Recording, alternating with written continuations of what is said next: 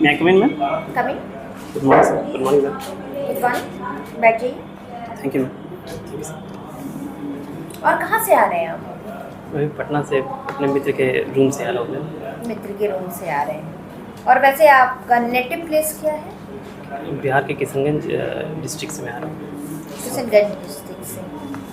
मुझे बताइए क्या विशेषता है किशनगंज में? अगर मुझे किशनगंज आना हो देखने के लिए तो मैं कहाँ कहाँ घूम सकती हूँ? किशनगंज में मैम एक कछुधा लेक है। हम्म, ठीक है, वो लेक माइग्रेटरी बर्ड्स के लिए भी फेमस है मैम। एक वहाँ आप जा सकते हैं। एक हरगौरी टेम्पल है मैम, वो भी प्रसिद्ध है वहाँ पे। खगड़ा मेला एक हर साल 2 महीने वहाँ लगा हुआ रहता है मैम। तो एक वो मेला है, वो जिनका कंपैरिजन सोन मेला से किया जाता है मैम। और वहाँ पे एक खगड़ा खानका है, वो भी घूम एक पिलग्रिमेज सेंटर है मैम। तो इस सब जगह पे आप घूम सकते हैं। ठीक है। आपका नाम में सागर है और इंडिया भी 3 तरफ से सागरों से घिरा हुआ है।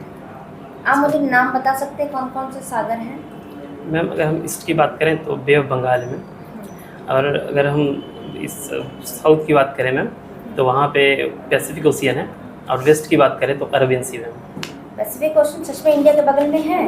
पैसिफिक ओशियन बगल में नहीं है मैम, बट साउथ में इंडिया के है। वो उसके जस्ट अगर हम बात करें तो पाक स्टेट वगैरह सब है मैम वहाँ पे। आप मुझे बताइए तो फिर इंडियन ओशन कहाँ पर है?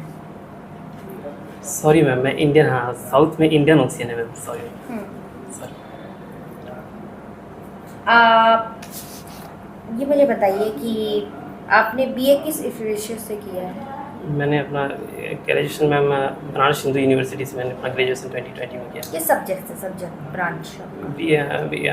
इकोनॉमिक्स ऑनर्स से ma'am, along with mathematics and statistics as subsidiary paper. और आपने 2020 में किया है। कुछ आपका वर्क एक्सपीरियंस? वर्क एक्सपीरियंस नहीं है मैम। वर्क एक्सपीरियंस नहीं है। चलिए मुझे बताइए कि इकोनॉमिक्स में यस मैम। जो इंडियन इकोनॉमिक्स है, जो इंडियन ग्रोथ है, इस पर बिहार की क्या भूमिका रही है? अभी मैम प्रेजेंट सिनेरियो की अगर बात करें मैम तो अभी बिहार जो है मैम थर्ड अभी सबसे मोस्ट ग्रोइंग स्टेट में आ रहा है ओवरऑल। अगर स्टेट्स की बात करें विथ 10.83% से ग्रोथ कर रही है मैम अभी प्रेजेंट सिनेरियो में। और इनका अच्छा कंट्रीब्यूशन भी अभी हम लोग हमारे इंडियन जीडीपी में है मैम। तो ये अभी बहुत अच्छे है मैम अभी अदर स्टेट के मामले में तुलना करें तो इकोनॉमिक ग्रोथ के मामले में।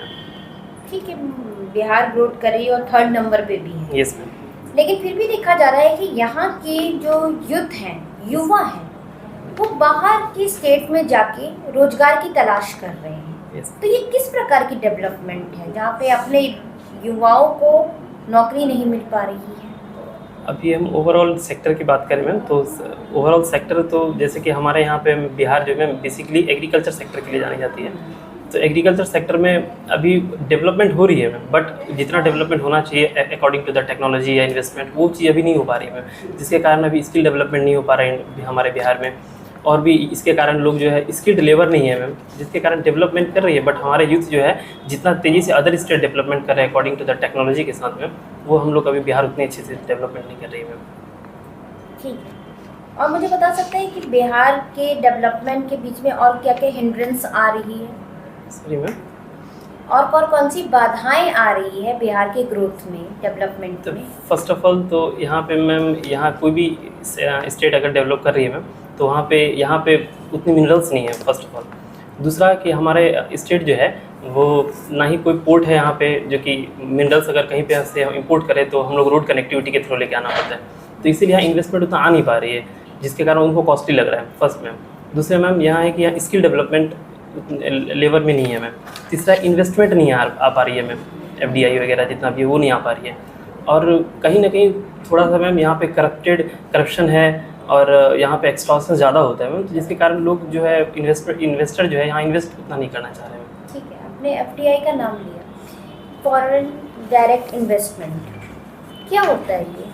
फॉरेन डायरेक्ट इन्वेस्टमेंट ऐसा इन्वेस्टमेंट है मैम कि कोई भी जो भी इन्वेस्टर होते हैं ma'am more than 10% of the equity share जिस इन्वेस्टमेंट में करते हैं 10% से ज़्यादा वो शेयर को एक्वायर करते हैं तो उसको FDI बोलते हैं, फॉरेन डायरेक्ट इन्वेस्टमेंट। ठीक है। और एक FII होता है, फॉरेन इंस्टीट्यूशनल इन्वेस्टमेंट, वो क्या होता है? वो लेस देन 10% इक्विटी अगर हम मैम वो उस कंपनी में शेयर को अगर लेते हैं मैम तो वो ma'am FII foreign institutional investigate करके कहते हैं मैम। एक P नोट सुना होगा आपने, participatory note. Yes ma'am, participatory note. हाँ, ये क्या होता है? पार्टिसिपेटरी नोट्स मैं जहाँ तक रिकॉल कर पा रहा हूँ मैम कि ये एक ऐसा थ्रो है, मतलब कि प्राइवेट सॉरी मैम, मैं रिकॉल नहीं कर पा रहा। कोई बात नहीं। सैटेलाइट इंडस्ट्री या सैटेलाइट टाउन का नाम आपने सुना? Satellite town.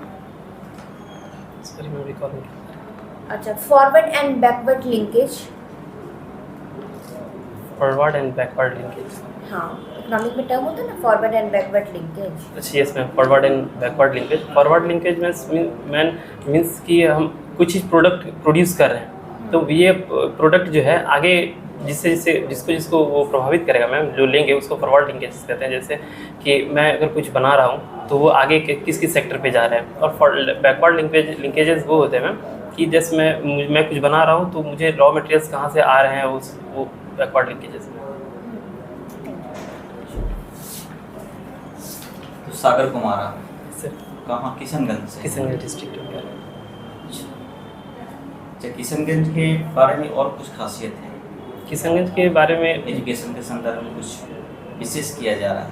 एजुकेशन के यस सर क्या? कि फर्स्ट ऑफ ऑल अगर हम देखें 2013 में अलीगढ़ मुस्लिम यूनिवर्सिटी का एक ब्रांच जो है किशनगंज में ओपन किया गया सर। उसके बाद अभी कुछ दिन पहले ही 2015 में माननीय हमारे मुख्यमंत्री सर जो हैं वो एक यूनिवर्सिटी जो कॉलेज, एक एग्रीकल्चरल कॉलेज का स्थापना किए हैं, जिनका नाम है doctor APJ Abdul Kalam agricultural college. तो एजुकेशन के मामले में ये। तीसरा कि प्राइवेट एक मेडिकल कॉलेज है, MGM मेडिकल कॉलेज, माता गुजरी मेमोरियल मेडिकल कॉलेज, एक ये है। और फोर्थ नंबर में सर यहाँ पे इंजीनियरिंग कॉलेजेस भी है सर। तभी बिहार के डेवलपमेंट में जैसा आपने बात बोला कि किसी भी स्टेट के लिए, देश के लिए, डेवलपमेंट के लिए पोर्ट का होना जरूरी है। यस। तो बिहार में आपने कह दिया कि पोर्ट नहीं है, तो ये बताइए कि जैसे आप उत्तर प्रदेश को ले लीजिए, वहाँ तो अच्छी खासी FDI आ रही है। Yes sir. वहाँ भी तो पोर्ट की फैसिलिटीज नहीं है। Yes sir. तो किस आधार पर फिर हम कह सकते हैं बिहार का जो डेवलपमेंट जो है वो आपको पोर्ट के बिना माने अधूरा है? पोर्ट एक हो सकता है सर, चूँकि हमारे वहाँ यूपी में प्रोग्रेस होने का कारण एक ये भी है कि ग्रेटर नोएडा सेक्टर एक दिल्ली से बहुत करीब है सर।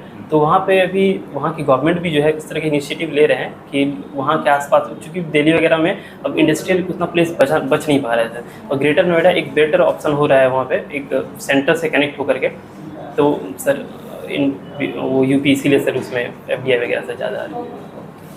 लेकिन फिर भी उस स्थिति में देखा जाए यूपी आज से 2-3 साल पहले अपने न्यूज़पेपर में देखा होगा कि बिहार का ग्रोथ रेट हिंदुस्तान में सभी स्टेट में सबसे ज़्यादा था।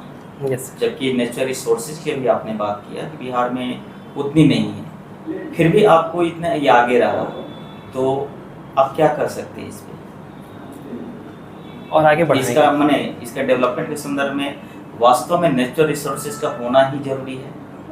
क्या आप इस बात से सहमत हैं?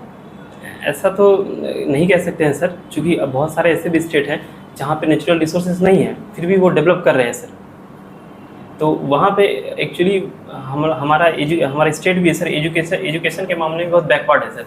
तो जिसके कारण उतनी स्किल डेवलप नहीं कर पा रहे हैं सर। अदर स्टेट में रिसोर्सेज नहीं है, बट वहाँ पे जो डेमोग्राफिक डिफिडेंट जो भी है इतनी अच्छी है, जिनके कारण वहाँ के लोग भी अग्रसर हैं कि हाँ हमें एक कोई भी स्किल वर्क करना है, सेल्फ डिपेंडेंट होना ज़्यादा चाह रहे हैं, जिसके कारण वो लोग एम्प्लॉयमेंट, वो एक जो भी एम्प्लॉयड है वो स्किल्ड है, वो अदर लोगों को भी एम्प्लॉयड कर रहे हैं।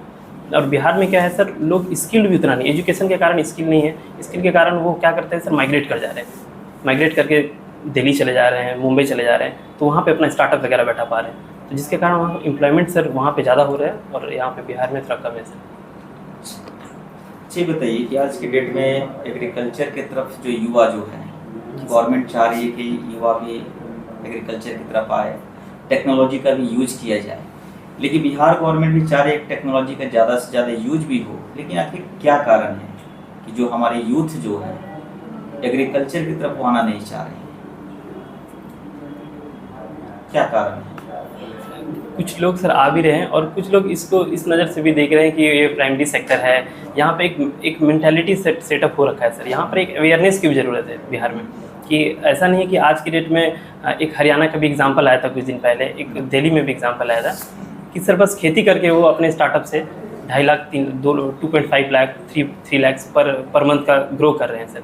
यहाँ पे एक अवेयरनेस की ज़रूरत है सर हमारे बिहार में। यहाँ पे अगर यूथ को अगर अवेयरनेस किया जाए, स्किल डेवलप किया जाए, टेक्नोलॉजिकल अवेलेबिलिटी उनको प्रोवाइड किया जाए, तो हो सकता है सर यहाँ पे भी बिहार में भी उस तरह का से एग्रीकल्चर प्राइमरी सेक्टर में ग्रोथ हो पाए सर।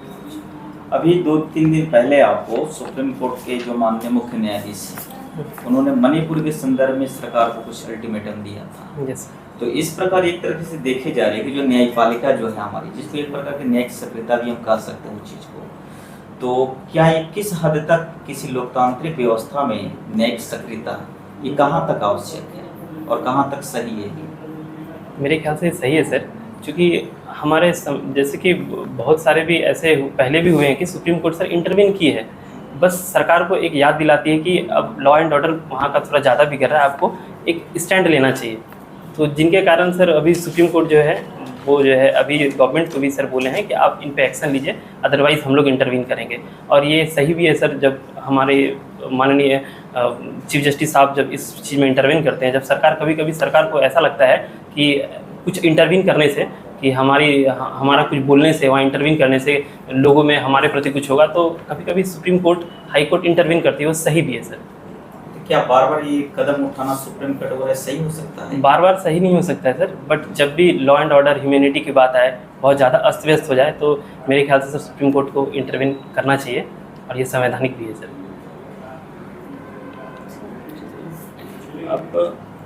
आपके अंदर ऐसे कौन कौन से गुण हैं जिसके कारण हम आपको सेलेक्ट कर ले इस पोस्ट के लिए? फर्स्ट ऑफ ऑल सर, मेरे में से लीडरशिप क्वालिटी ठीक है सर, और मैं किसी चीज़ में पेशेंस रख करके कोई काम करता हूँ सर। और दूसरा है कि सर जब तक गोल अचीव नहीं हो जाता, तो बैक ऑफ द माइंड वो रन करता रहता है एट एनी टाइम कि हाँ कैसे एट द टाइम वो गोल को अचीव करना है सर। ये मेरे में से ठीक है। आपके लीडरशिप क्वालिटी आपके पास है, कुछ आप एग्जाम्पल बता सकते हैं अभी अपने जीवन में आपने क्या किया? सर जब मैं सर अपना ग्रेजुएशन का पढ़ाई कर रहा था सर BHU में, तो तब वहाँ पे एडमिशन होती रहती है हर साल। तो हम लोग कुछ स्टूडेंट मिल करके हम लोग एक ऑर्गेनाइज करते हैं कि जितने भी बाहर से आते हैं स्टूडेंट, उनको सही रास्ता है। चूँकि सर BHU एक ऐसा इतना बड़ा कैंपस है, लोग जल्दी फर्स्ट टाइम में वहाँ जा नहीं पाते हैं एग्जैक्ट पॉइंट पे। हम लोग कुछ स्टूडेंट मिल करके एक ऑर्गेनाइज करते हैं कि कैसे स्टूडेंट को वहाँ तक पहुँचाया जाए, उनको जो भी प्रॉब्लम आता है सॉल्व आउट करते हैं सर। तो उसमें मैंने वो किया है सर। ठीक है। अच्छा, एक्सटर्नल ऑडिट और इंटरनल ऑडिट में क्या अंतर है? Sorry sir. CAG के बारे में बताइए, आप क्या जानते हैं? सर इनका full form computer and auditor general होते हैं। इनका सर कॉन्स्टिट्यूशन में आर्टिकल 148 में इनका डेफिनेशन दिया हुआ है, 149 में इनका वर्क के बारे दिया गया है सर। ये हमारे कॉन्स्टिट्यूशन में एक संवैधानिक पद है सर। 150 में क्या है? Sorry sir. संचित निधि, आकस्मिक निधि और लोक निधि क्या होता है? सर सॉरी सर, हिंदी में नहीं होता है।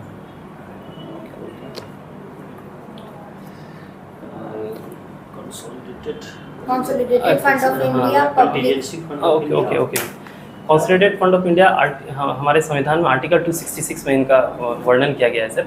और इस कंसोलिडेटेड फंड में हमारे जितने भी गवर्नमेंट का जो है इनकम है, मैक्सिमम इनकम इसमें आता है। जैसे कि हम कोई स्टेट को मैंने लोन दिया है, इस सेंट्रल गवर्नमेंट ने लोन दिया है, तो वो आते हैं, इंटरेस्ट रेट्स वगैरह उसमें आते हैं। और फिर हम लोगों ने क्या बोलते हैं, रेमिटेंस वगैरह आते हैं इसमें। और फिर देखा जाए ग्रांट्स वगैरह भी जो हम लोग को बाहर से मिलता है सर, उसमें आते हैं। और अगर पब्लिक अकाउंट की बात करें सर, वो आर्टिकल 266 में इनका भी विवरण है सर। इसमें क्या होता है ना कि बैंकिंग में जितने भी डिपॉजिट होते हैं या प्रोविडेंट फंड में जितने भी डिपॉजिट होते हैं, इसमें 267 वो प्रोविडेंट इसमें पब्लिक अकाउंट में आता है सर। एक होते हैं 267 आर्टिकल में है कंटिजेंसी फंड, वो एक अकस्मात चीज़ों के लिए बनाया जाता है सर। उनमें पार्लियामेंट टाइम पे उसमें कुछ अमाउंट ऑफ मनी उसमें डिपॉजिट करते रहते हैं, ताकि वो नेचुरल डिज़ास्टर हो जब कभी भी, तो पार्लियामेंट से विदाउट परमिशन हम लोग सर उससे निकाल के खर्च कर सकते हैं। जैसे कि कभी कभी आ जाती है, जैसे कि कोविड-19 के टाइम पे। और इसका अभी पहले 500 करोड़ में इनका था ये सर कि इसमें रख सकते हैं, अभी इनको बढ़ा करके 3000 करोड़ रुपया इनका सर अपर लिमिट कर दिया गया है। ठीक है। द इकोनॉमिक्स के प्रकार बताइए आप, इकोनॉमिक्स कितने प्रकार के होते हैं? इकोनॉमिक्स 3 प्रकार के होते हैं। एक हो गया कि मिक्स्ड इकोनॉमी, एक कैपिटल इकोनॉमी, एक पब्लिक इकोनॉमी। Sorry sir. तो वो कैपिटल इकोनॉमी में वो होते हैं जो कि पूरा कैपिटलिस्ट लोग रन करते हैं। एक मिक्स्ड इकोनॉमी ऐसे होते हैं जिसमें पब्लिक एंड प्राइवेट सेक्टर बहुत काम करते हैं, और एक पब्लिक इकोनॉमी होते हैं जो कि सिर्फ और सिर्फ गवर्नमेंट रन कराती है। Example north Korea, Venezuela. Mixed economy की बात करें तो सर वो हमारे जैसे इंडिया। ठीक है। आपका हॉबी क्या है? Hobby sir singing song and talking with my family members. Singing song है, आप बोर्ड मेंबर को कंफर्टेबल है सुनाना चाहते हैं? Yes sir. सर पुराना गाना या नया गाना? जो आपको अच्छा लगे। नया गाना में पुराना गाना में एक मोहम्मद रफ़ी साहब का गाना है कि बारे में पुराना गाना में एक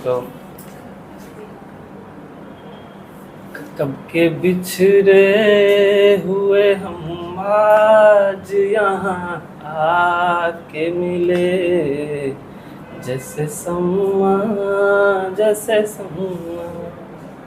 ये हो गया मैम पुराना। एक नया सॉन्ग की बात करें तो एक रीमेक सॉन्ग है मैम, एक पुराना का ही है। वो है देखूं तुम्हें या चुप रहूं, दिल में मेरे आज क्या है, जो बोलूं तो जानूं, गुरु तुमको मानूं, चलो ये भी वादा रहा। बहुत अच्छा आवाज़ है आपका। बहुत अच्छा है। चलिए आपका इंटरव्यू समाप्त होता है and wish you all the best. Thank you sir. आ जाइए फीडबैक के लिए सर। फ्रस्ट्रेशन था ना? यस। हर चीज़ ठीक था आपका, कोई थी बोलने की जो लहजा जो है थोड़ा सा स्ट्रेट अपना, बाकी चीज़ ठीक ठाक। थोड़ा सा स्ट्रेट बैठिएगा, स्टेट ऐसे में ऐसे सीधा कंफर्ट होकर के। हाँ कंफर्टेबल होगी। ऐसे ऐसे। चिक बाइटिंग मत कीजिए। हाँ वो सूख जा रहा था, ऐसा डर लग रहा था।